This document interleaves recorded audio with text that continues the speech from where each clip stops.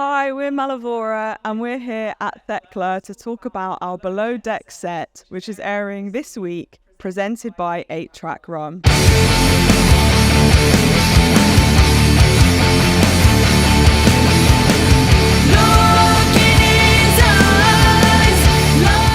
Influences for stage presence, I think mine is quite obvious once you've spotted it, which is Mark Tremonti.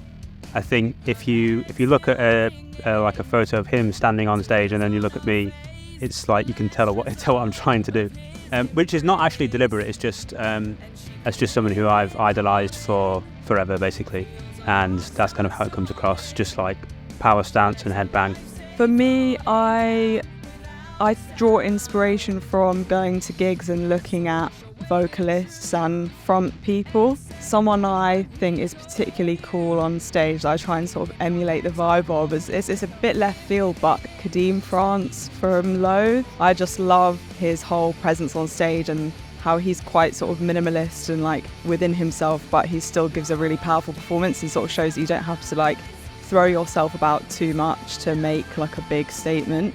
So I love him. I love Amy Love of Nova Twins. I think she's incredibly effective vocalist and front person. And Lizzie Hale from Hailstorm. I just think she's wicked. I sort of imagine like the people that I'm inspired by before I go on stage and try and look as confident as I possibly can, basically. I think looking confident is always a good idea. I think it's probably a little bit different with drums because, you know, you're limited in kind of how you can present your presence. I think the key thing is always just to be into it, you know, enjoy it, not kind of be small and, you know, hide your way in your little corner. And, you know, for that, I'd always look at players like John Fred Young from Blackstone Cherry. Not that I could ever play like that, but just kind of the confidence, the enjoyment, kind of the, you know, wants to be there on stage, he wants to be playing, and that kind of vibe is something definitely that I'd like to emulate as much as possible. Yeah, I think for me, like Nova Twins again, like George South is one of my favourite bassists out there, and like I don't know, especially seeing how they've grown over the years as well is quite inspiring. Like especially for me, Georgia, like I don't know if there's like a pirate session they did a few years ago where like Amy's always been really like front. Like strong, I think, but like Georgia was a bit more reserved. There's like footage of her at Download just like walking out down the main ramp, and like that's essentially the aim. Recently been watching a lot of like Bad Omens' live shows. I think they're like is very effective what they do. They're almost quite stoic in character, the rhythm players. Basically I made a TikTok page and started talking about disability as a way to sort of make myself feel more comfortable with it. At that point I wasn't feeling ready to talk about it on stage, and I'm not sure I'd even like been visible with an aid in terms of the band visuals.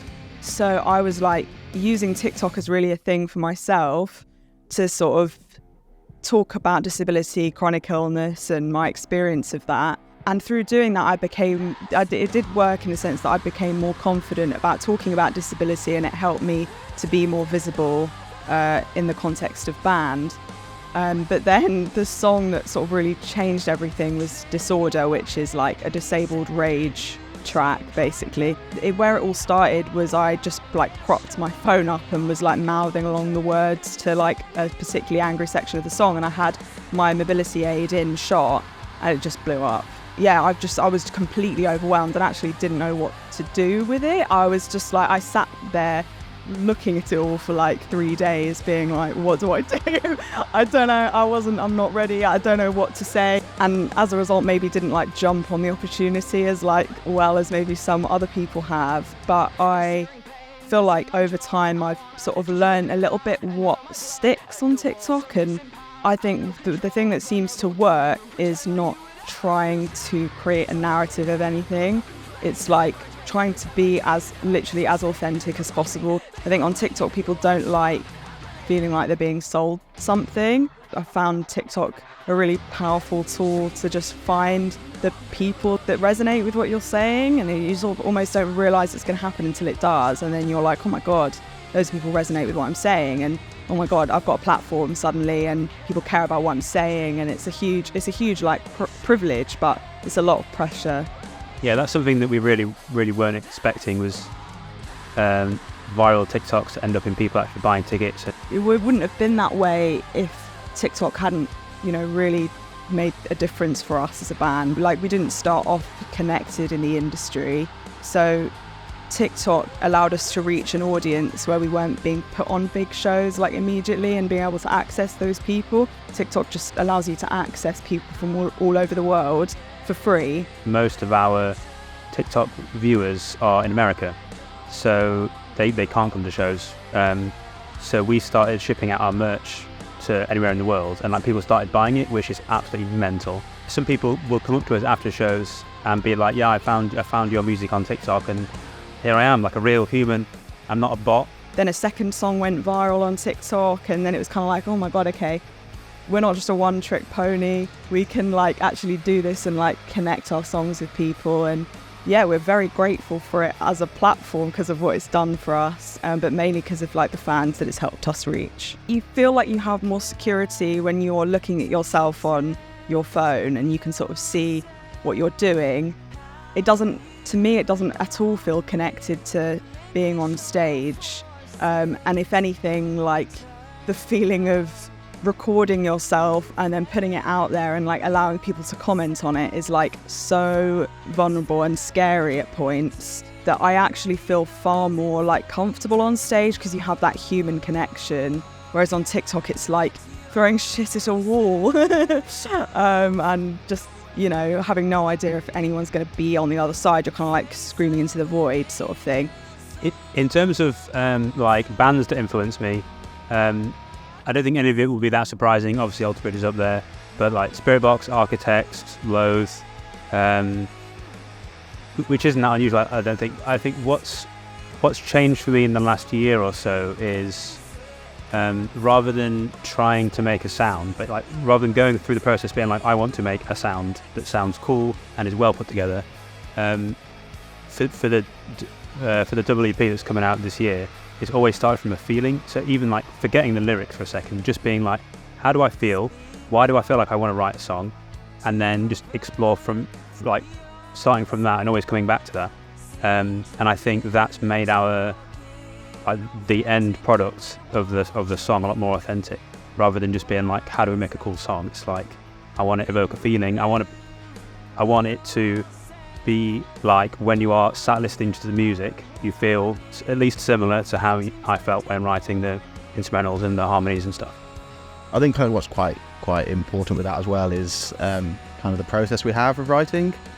As Larry says, he explores these kind of themes and ideas he has, and he comes up with something that could be, a riff, an idea, or could be a fairly fully fledged song, or anything in between. And then we have a very kind of collaborative way of doing it from that point, where everything gets sent around to all of us, and then we start adding different ideas and different bits, and some things go in very different directions, and some bits don't. But I think that process allows us to kind of all put our kind of twist on what's there and come up with something at the end that is very much a kind of a combination of all our different influences. I always like to do kind of a less is more kind of thing.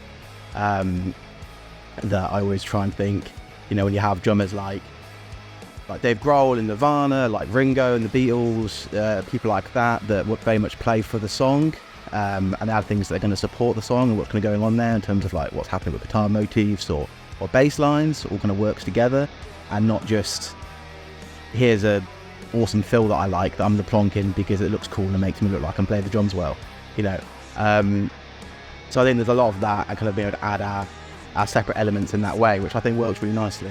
Yeah, the process is really important. I'm normally like towards the end of the chain, it's normally like guitars and drums first, and then I'm kind of filling in the gaps almost. Typically, like as well, the way I play bass isn't really like a proper bassist. I was on guitar first, and when I'm adding bass, I don't want it to just kind of be there. I think like with a lot of heavy music, it's easy just to kind of stick to like your main root notes and like just be the foundation. But I don't know, I like to try and add fills in there, and there's probably like almost a bit of indie influence that like applies to that. So that's kind of what I grew up listening to. Like the band Muse is really what made me pick up an instrument in the first place.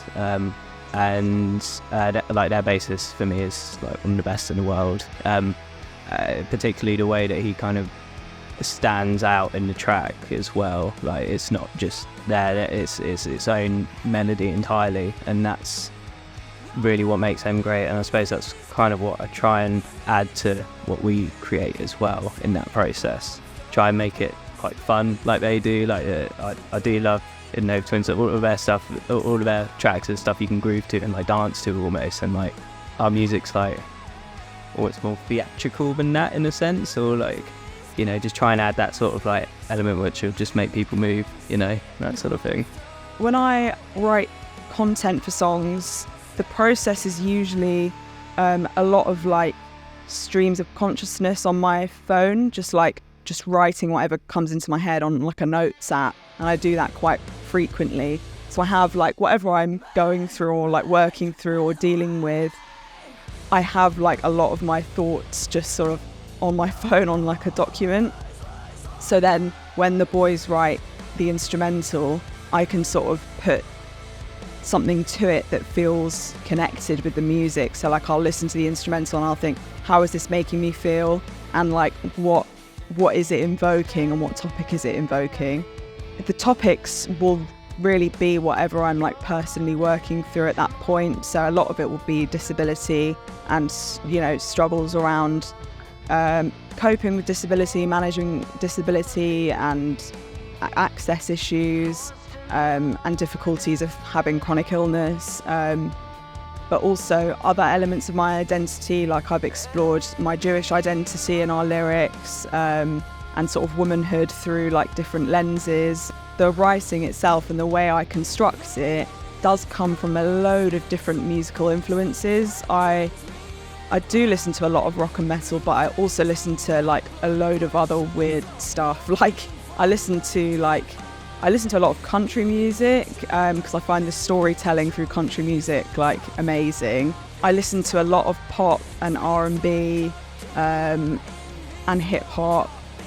So like most recently I've found how I've written the lyrics and constructed the lyrics and sort of like the sentence structure and stuff influenced by people like Ray, which is like completely separate to rock and metal, but I just love the way she expresses herself in her writing. I just think she's got such a clever way of like calling people out in without having to sort of hide behind like pretty language. She just sort of says it how it is. When I was less experienced with writing the lyrics for Mallavora, I was sort of a lot kind of hiding behind more like sort of poetic language in a way that it kind of didn't really mean anything. You could sort of like kind of take it as anything, but feeling like more influenced and able to just put out there what I'm feeling in the most raw way possible, that's felt the most like powerful and effective. It seems to like hit home the most. Particularly with Disorder, I was really worried that it was not going to go down well. I thought it was just like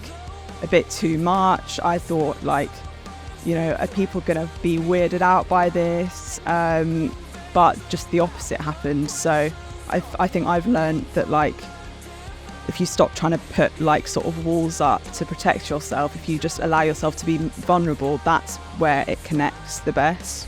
So St. Agnes, we're playing with them, which tomorrow, which that came through the other day, and I love that band for a couple of years now. I just think they're amazing. Their energy on stage is fantastic. Now, we're getting to play with them. It's just insane. I'll try and keep the list short. There is a spreadsheet.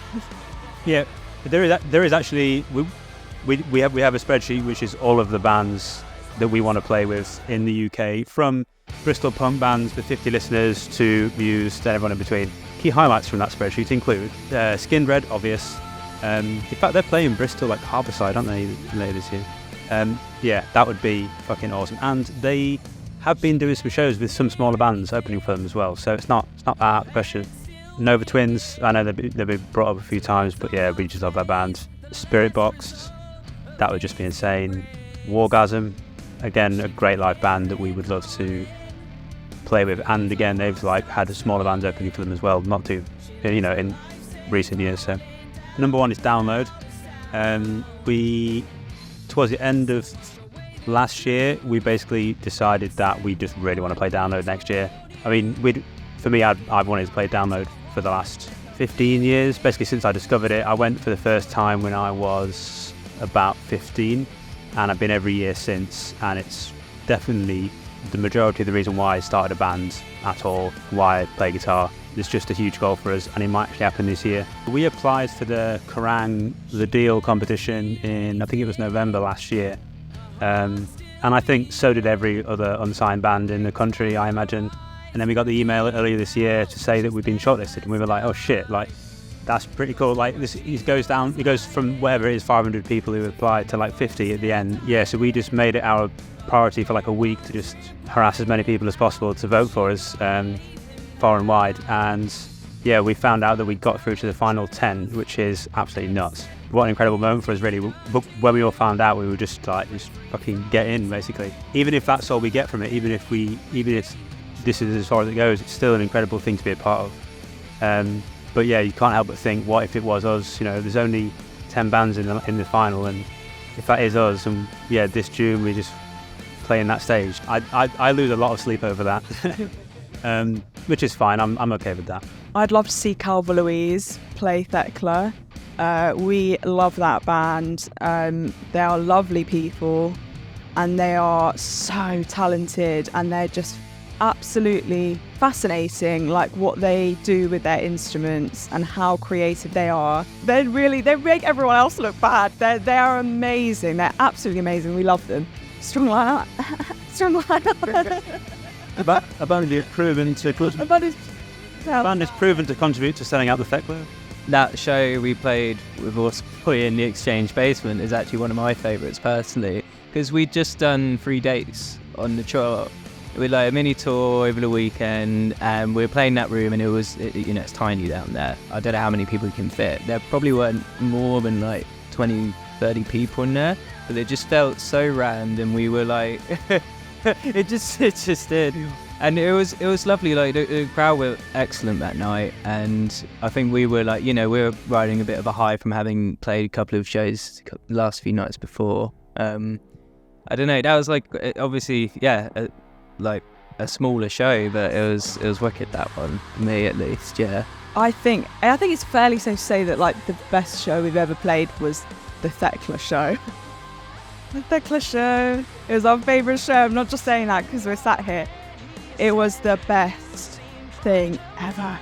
It was just the best thing ever. And particularly like super satisfying feeling that we had like a sold out room who were kind of like, I felt like they were sussing us out. Like initially they were a little bit like arms crossed, like we're mainly Mother Vulture fans. Like we had our guys like at the front, which was great. But most of the room was like, who are these guys? Who are these guys? And it was kind of like, I see it as a bit of a challenge to try and like convert a crowd and get people to like us and get people warming to us.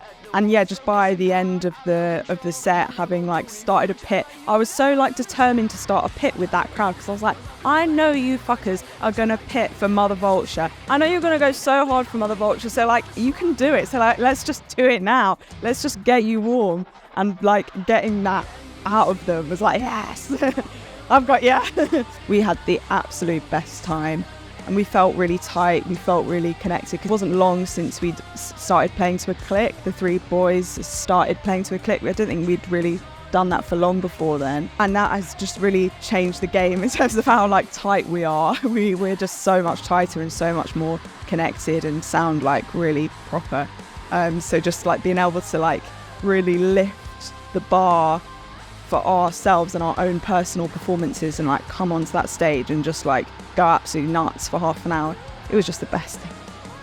It was so good. And we sold so much merch. I'm highly reliable. Let's start with that. I had one clear instruction before play the drums, which was go on stage and press record on the GoPro.